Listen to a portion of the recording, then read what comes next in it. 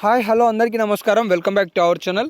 ఇప్పుడిప్పుడే లేటెస్ట్గా తెలంగాణ రాష్ట్రంలో ఆసరా పెన్షన్లకి సంబంధించి, అలాగే సామాన్య ప్రజలకి వచ్చే ఏవైతే నార్మల్గా దివ్యాంగులు కావచ్చు, వృద్ధాప్య పెన్షన్ కావచ్చు, ప్రజలకు అందే పెన్షన్లకి సంబంధించి కొన్ని కీలకమైన అప్డేట్స్ వచ్చాయి.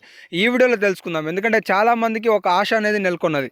కొత్త ప్రభుత్వం వస్తే ఖచ్చితంగా పెన్షన్లు పెంపొందుతో పాటు కొత్తగా లబ్ధిదారులకు కూడా పెన్షన్లు అందిస్తారనే ఒక విధానాన్ని క్రియేట్ చేశారు. సో దీనికి సంబంధించి ఇప్పుడు చాలామంది అడుగుతున్న క్వశ్చన్లకి ఒక అప్డేట్ వచ్చింది. ఈ అప్డేట్ని మీకు ఈ వీడియోలో వివరించే ప్రయత్నం చేస్తాను. మీరు కూడా మన ఛానల్ ద్వారా ఇలాంటి మరెన్నో లేటెస్ట్ అప్డేట్లు మిస్ కావద్దు అనుకుంటే ఇప్పుడే మన ఛానల్ని సబ్స్క్రైబ్ చేసుకోండి. అండ్ మర్చిపోకుండా ఈ వీడియోని కూడా, మన వీడియోలను కూడా లైక్ చేస్తూ సపోర్ట్ కూడా తెలియజేయండి. వీలైతే మీ తోటి మిత్రులకి వీడియోని ఫార్వర్డ్ చేయండి. ఇక లేట్ చేయకుండా లేటెస్ట్ అప్డేట్తో పాటు మీకు ఒక సమాచారం ఇచ్చే ప్రయత్నం చేస్తాను. చివరి వరకు చూడండి. ఇక్కడ మనం అప్డేట్ చూసుకోవచ్చు. పొంగులేటి శ్రీనివాస్ గారు రెవెన్యూ మంత్రి.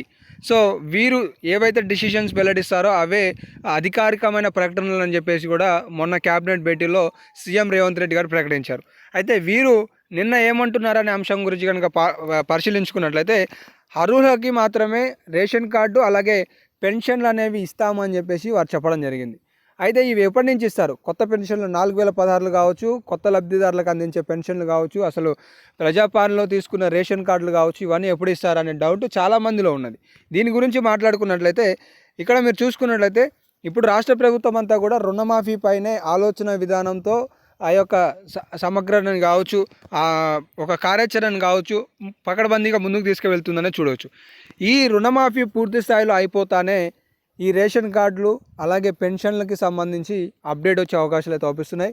కాబట్టి జూలై 1 నుండి ఆగస్టు చివరి వరకల్లా ఈ పూర్తి స్థాయిలో ఈ రుణమాఫీ పథకాన్ని వర్తింపజేసి పూర్తి చేసిన తర్వాత కొత్త పెన్షన్లతో పాటు 2500 రూపాయలు, అలాగే నెక్స్ట్ రేషన్ కార్డుని కూడా రాష్ట్ర ప్రభుత్వం ఇవ్వనున్నదనేది అయితే ఈ సందర్భంగా మీకు అర్థమవుతుంది ఈ సమాచారాన్ని చూస్తే.